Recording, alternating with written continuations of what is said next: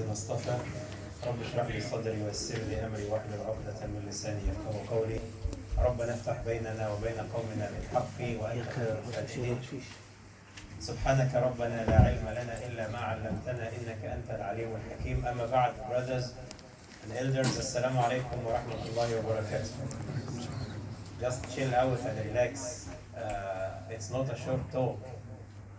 Probably we'll finish before Fajr, inshallah. So, if you have had your dinner before coming here, then well done, good job. If you don't, then you can use an overeat, inshallah. But something will, inshallah, will be served after the talk. And I will pick up the end of the thread from Brother Adam to kind of build up my talk today, or tonight. I really miss all of you. I feel guilty because I'm not here every day. I should be here every day. So please forgive me, accept my apology. I'm just going through some commitments. Once they are done, inshallah, I will be here, inshallah, regular, to keep this place going. Not just by paying the rent and opening the door and closing the door, but by the activities, the life, the blood. It's just like a body. If the organs are there, but the heart is not pumping, the blood is not running, then it's lifeless. It's useless. We want life to be here, where people come and feel safe and have peace and enjoy and benefit and learn and progress and develop and get closer to Allah subhanahu wa ta'ala. I will start off with this story that actually touched my heart. And I will follow it with a story that happened to me personally, related to the same story, the first one. The story happened at the time of Rasulullah sallallahu alaihi wasallam. And when we refer to the time of Rasulullah sallallahu alaihi wasallam, don't think it's something far away. It's just historical accounts. So it's nothing to do with my current life. No, it's actually my life, because this is our roots. If you cut the root of a tree, it will definitely die. So we are just the standing part of the tree on the surface of earth, but the most important part of the tree is hidden under the ground, which is our roots. So we always have to refer back to Rasulullah sallallahu alaihi wasallam, his generation, because without this connection, we cannot survive. Brothers and elders, Rasulullah sallallahu alaihi wasallam used to encourage the people to donate, contribute, and be part of the whole story. Jump in the picture. They don't just receive service and that's it. All what I come here, I come to receive a service. It's a free service. I just come and receive the service. You don't feel it. You're not gonna sense it. So he wanted everyone to take part, everyone to be included, everyone to be consulted, everyone to be part of the picture. So you find the people around Rasulullah are amazing mix. Exactly the same society. Look at us now. Somali, Egyptians, like Arabs, Syrian, so many nationalities. What was the society of Rasulullah Suhaib al-Rumi, a Roman, a European person. Bilal al-Habashi from Abyssinia, Bilal. Salman al-Farisi from Persia. And so many other people from different places of the world. So the same society, subhanallah, the same mix, the same beautiful garden of flowers, alhamdulillah. The domain color for our flower is the black color, but it's okay, alhamdulillah. We are all black, alhamdulillah, Rabbil Alamin. So a man came to Rasulullah and he said, Ya Rasulullah, you know how much I love my money? He said, I don't know, but everyone loves his money. He said, look, I'm so keen to help and contribute to the community. I know a lot of poor people here, a lot of channels and avenues that I can send my contribution. But to be honest, I can't see my money leaving my hands and going away. It's just like, I better just die before I see this scenario. Subhanallah. Probably this is the case with all of us. This is human nature. So he said, look, I am a trader in the market. I am a businessman. I got a very, very successful business in date fruits. And I'm a very wealthy man. I got a lot. This is my business and I have no one to inherit my money. So when I die, you can take all my wealth. Take all my wealth and give it away for the sake of Allah. Okay, good deal. The person after some time passed away. Rasulullah sallallahu alaihi wasallam wanted to put his will in practice or in place. So he went to his storage, huge warehouse full of dates, and it's a fortune. When we say something like that, it's not a storage, it's not a kind of storage of some fruits or no, it's a wealth, it's a huge wealth. So he went to the warehouse, tons of dates there with his team, and they start distributing this to the poor people and the needy people. And the job is done. Everything has been cleared, everything has been distributed, and everything has been given. Everyone was so glad and so happy because end of the day, everyone in the city in Medina benefited from this food, and everyone was so jealous because this man who passed away will receive tremendous, huge reward. Look at how much he has given away for the sake of Allah. Then Rasulullah asked his question. Have you done, guys? They said, yes, we've done. Everything has been given away. Is there anything left inside? They said, no. It's sparkling clean. He said, okay, let me just go again and have a second look. He went inside the warehouse and he found something sitting in the corner, a rotten, squeezed, single date fruit. He picked it up, he came out to his team and he said, what about this? They said, Ya Rasulullah, it's just rubbish. No one is going to care about it. No one is going to eat it. It's just rubbish. That's why we didn't care. We didn't bother to pick it up. Rasulullah declared his universal logo or universal law for everyone to know, for people to understand. It's not about how much. It's not about how much you give. It's about the place and the time and the situation you give. The place and the time and the situation in which you give. Rasulullah said, وَالَّذِي نَفْسِي بِيَدِي. When Rasulullah says something like that, then you have to listen up. Pay attention. There is something really very serious is going to be said. He said, وَالَّذِي نَفْسِي بِيَدِي لو أعطى هذه في حياته كانت أرجى له ثوابا من كل ما أعطى بعد ماته. I take an oath by Allah, if he has given this squeezed rotten date in his lifetime, when he was still alive, he will get more reward than the reward he will get from giving the whole warehouse of dates.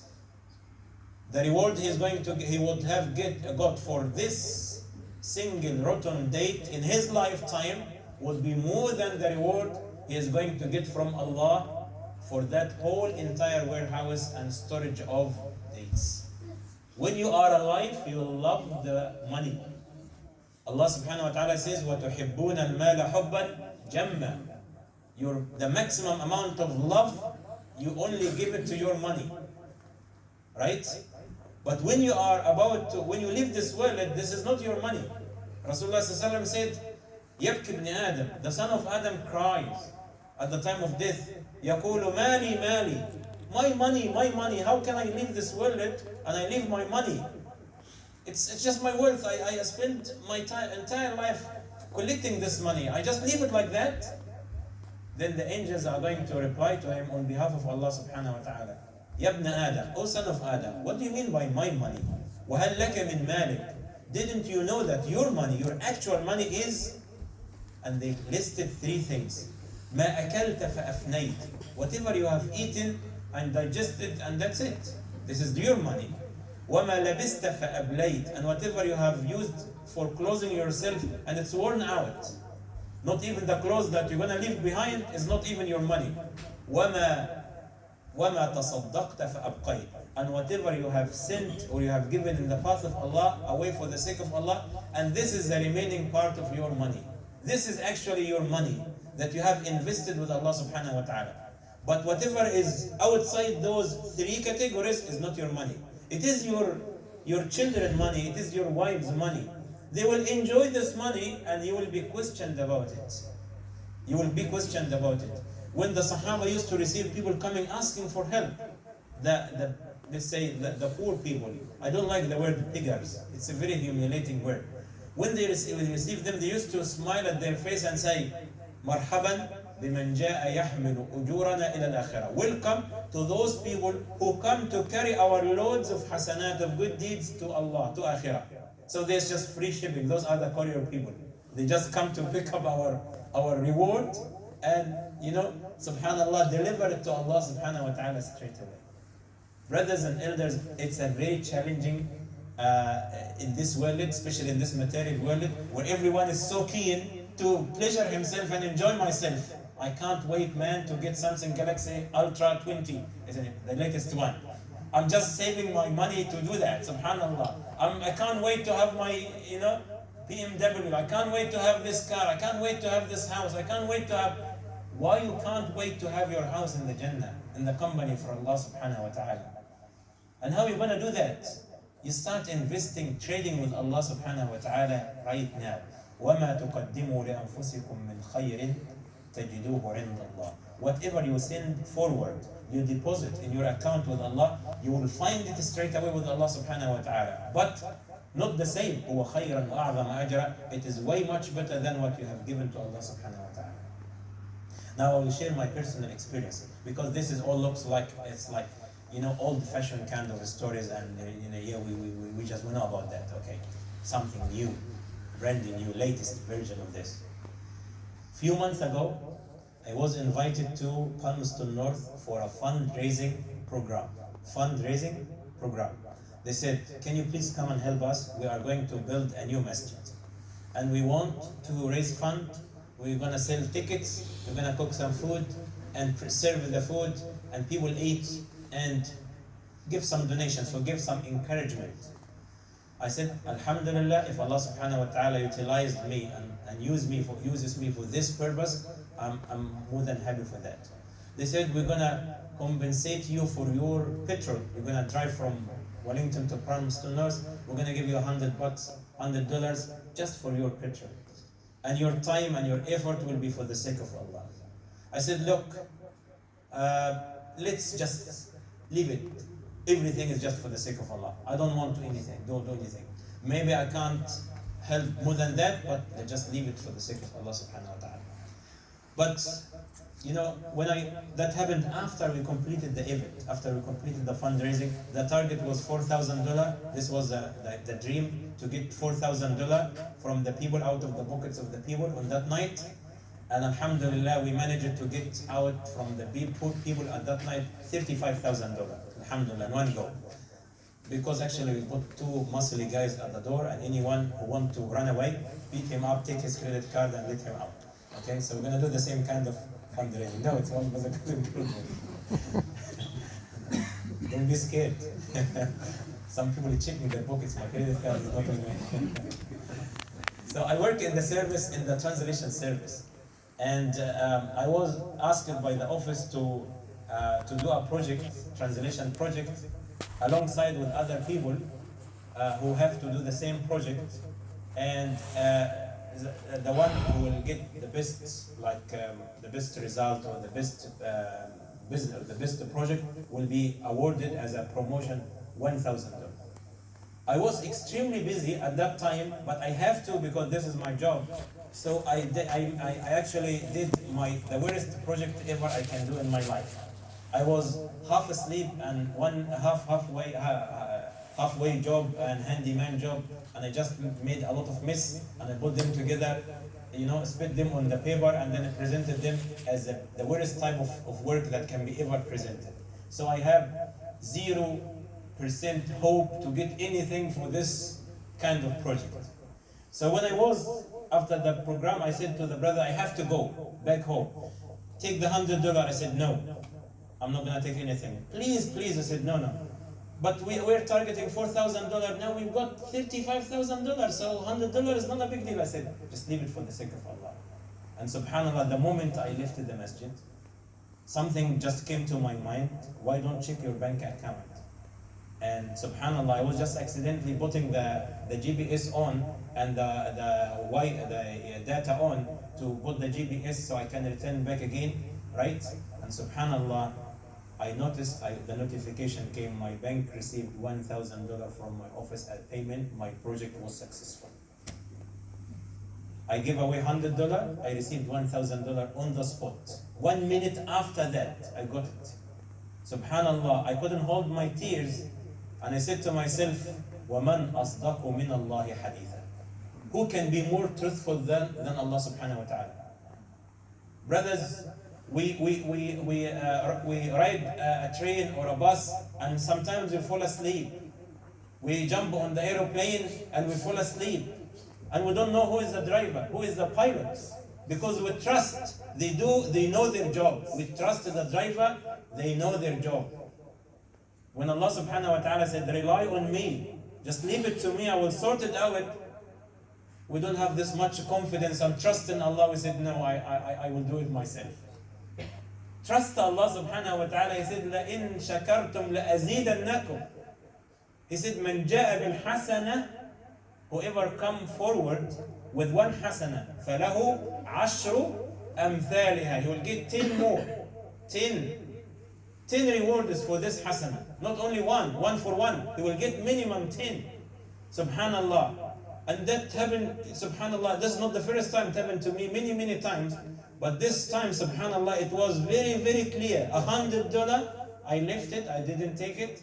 I said, this is for the sake of Allah. I got paid $1,000 just 1 minute after that. Brother, no, never ever think for a second that whenever you give something, your bank account will go down, your balance will go down. No. If you believe Allah and you believe Rasulullah sallallahu alaihi wasallam, then you have to be 100% sure that if you invest with Allah subhanahu wa ta'ala, your money will never go to waste. You will never lose anything. And the only time Rasulullah sallallahu alaihi wasallam take an oath in such a very strong language, when he was talking about this particular point. Abdurrahman ibn Auf radiallahu anhu, one of the 10 people giving good news of Jannah, and one of the multi-billionaires at that time.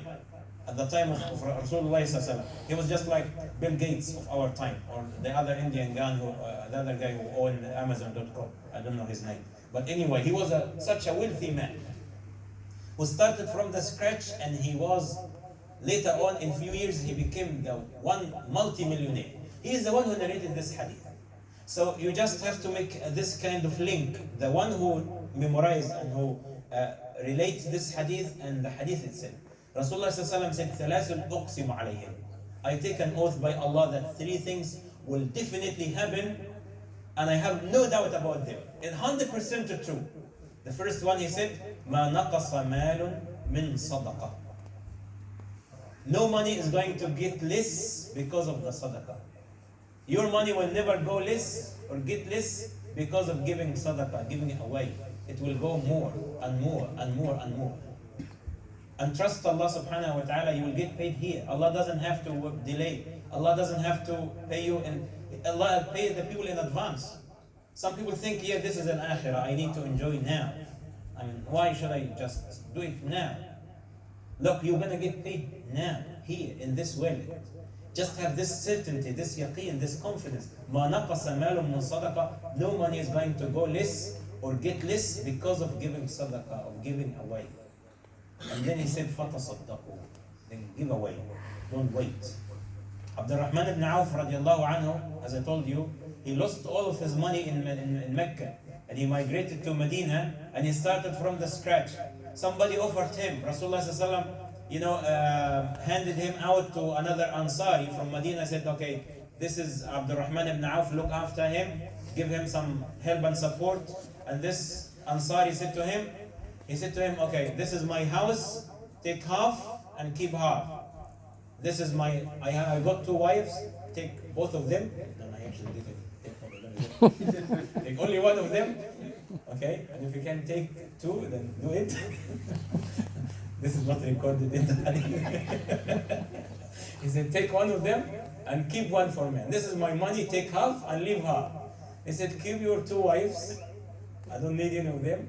Keep your house, keep your money. Just let me know where is your marketplace.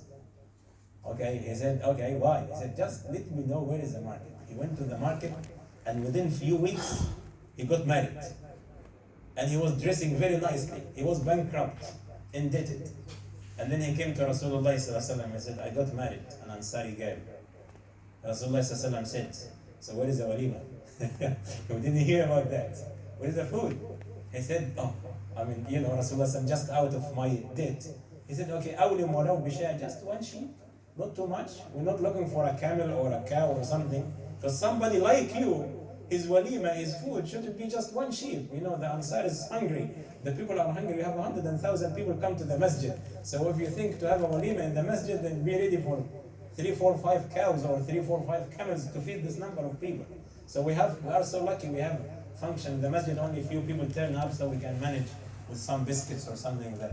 But mashallah, inshallah, one day we will have to have a cow here because we're going to feed 1,000 people, inshallah. One day we'll have 1,000 people here, inshallah. Inshallah. So Rasulullah said, مَا نَقَصَ مَالٌ مِّن صَدَقَةٍ, and the second thing he said, وَمَا ظُلِمَ عَبْدٌ مَظْلَمًا. Listen to this carefully. ثُمَّ عَفَى إِلَّا زَادَهُ اللَّهُ عِزًّا. Anyone who is wronged, who is abused, somebody has done something wrong to him, and he forgives. He just let go of it. Allah subhanahu wa ta'ala will raise his rank up, put him in a higher position. Because if you do it for the sake of Allah and you forgive and let go, Allah is not going to put you down. Allah will put you up.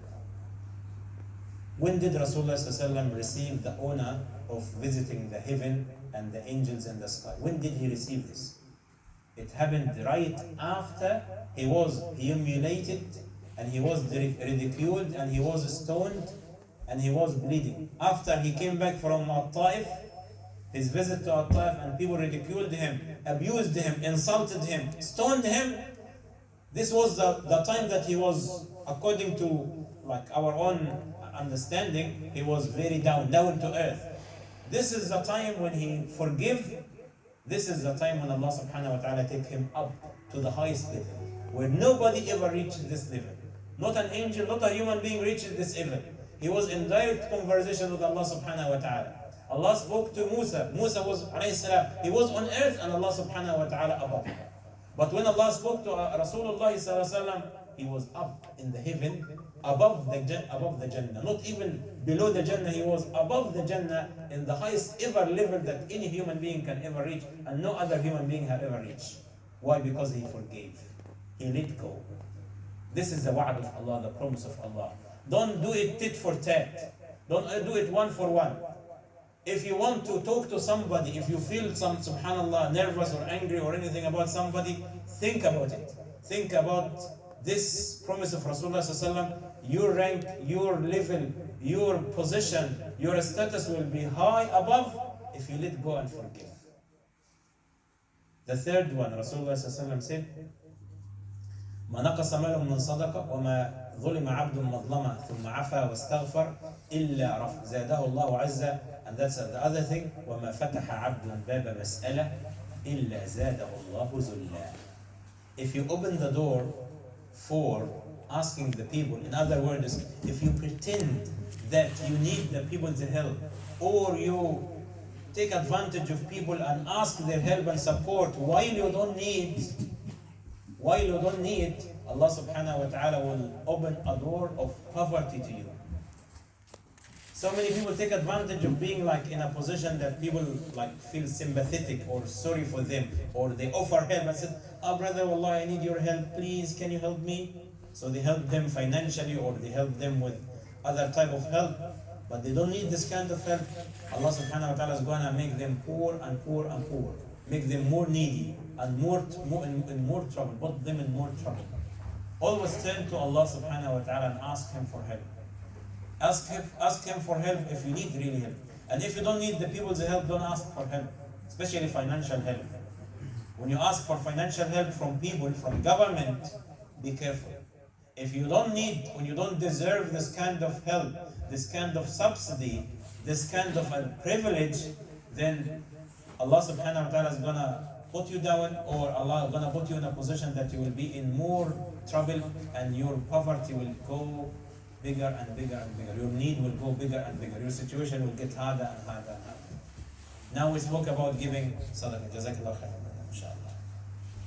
Now this center needs a lot of help and support. A lot of help and support. It has to stand up. And no one is going to come and help except you. The people who who enjoy the place here, who come to attend this place. That's your home, that's your place.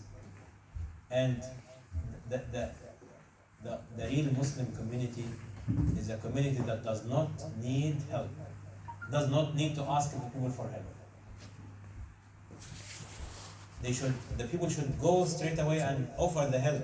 Don't wait for somebody to remind you and say, yes, we need your help. Don't wait for that. Just go and do it yourself. Why? Because this will be an evidence that you put Allah subhanahu wa ta'ala on the front line. You prefer Allah subhanahu wa ta'ala's pleasure than your own pleasure and your own entertainment. I'm not going to talk more about that. If you don't have cash at the moment, leave your credit card. We're going to drain out all your balance and then give it back to you, inshallah, sometime in the future. If you don't have a credit card, no worries. Give us the car key. We're going to sell it in the trade me and we're going to get some money. Anyway, we're going to take your money somehow. Whether you want or you don't want, we're going to take your money. Okay? So don't run away.